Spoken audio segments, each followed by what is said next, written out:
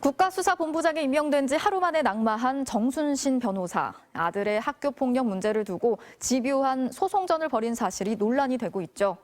저희 MBC 법조팀이 최근 1년 동안 학교폭력위원회의 처분을 두고 벌어진 128건의 1심 소송 판결문을 하나하나 분석해 봤습니다.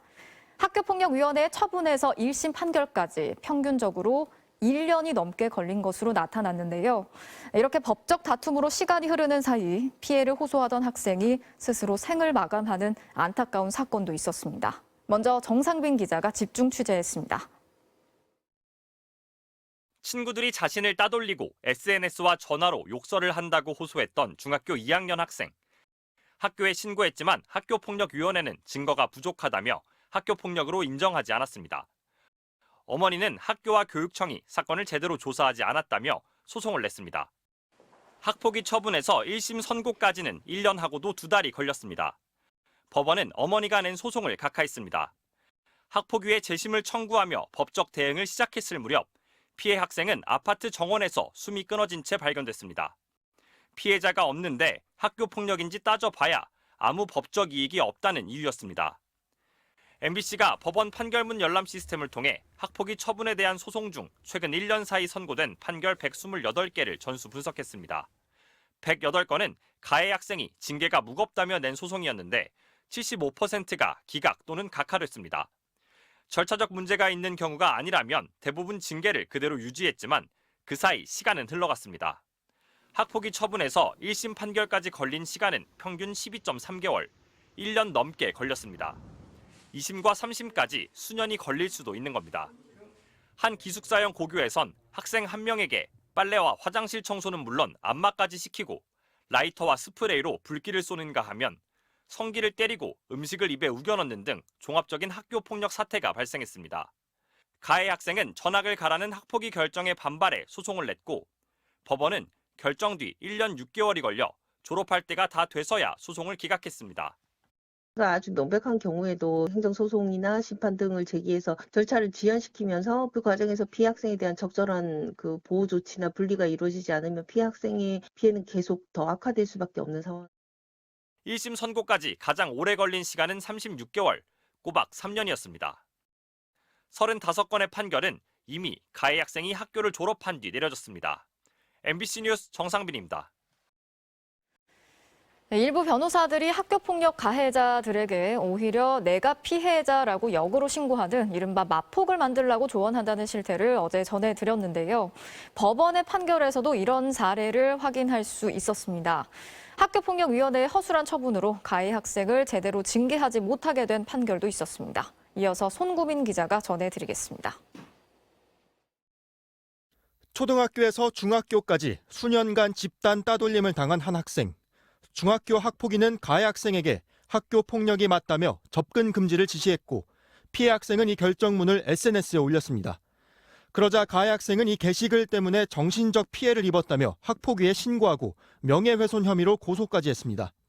이른바 마폭 만들기로 보입니다.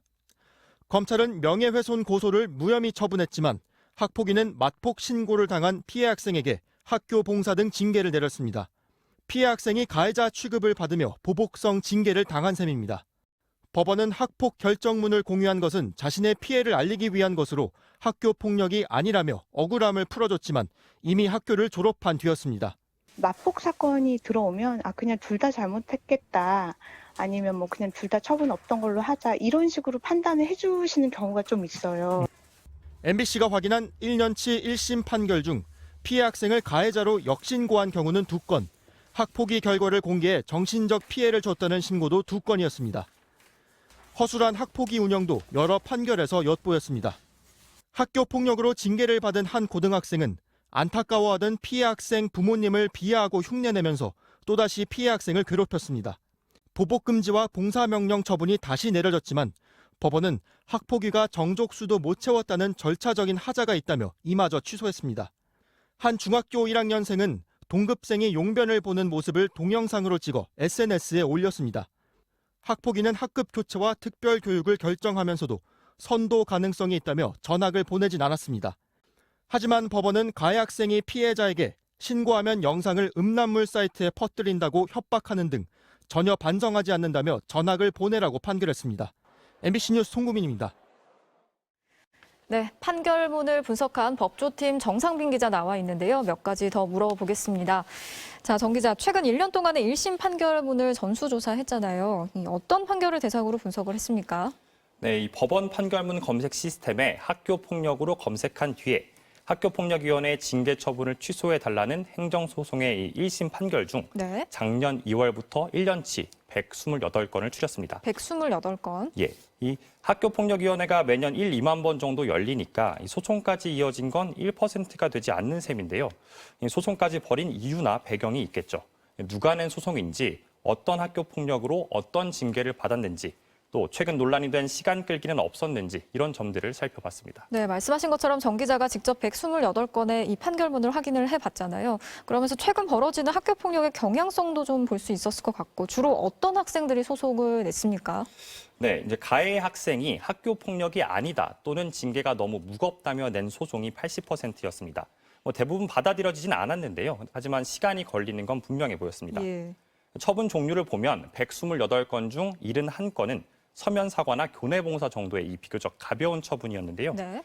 졸업을 하면 생활기록부에서 지워지기 때문에 시간을 끌면 아예 의미가 없어집니다. 반대로 무거운 징계를 받은 사례들을 보면요, 학교 폭력이 이제 무거운 범죄 수준으로 흉포화된 경향도 보였습니다. 128건 중 29건은 가장 무거운 처분인 전학이나 퇴학 처분을 받았는데 대부분 심각한 성폭력이나 불법 촬영 등이었습니다. 물리적인 폭력에서 언어 폭력, SNS 폭력 등 다양한 형식으로 진화한 점도 눈에 띄었습니다. 예. 판결에 나타난 학교 폭력의 양상들에 대해서는 내일 다시 또 자세히 전해드리겠습니다. 네, 내일 이 소식 계속해서 전해드리겠습니다. 정상빈 기자 잘 들었습니다.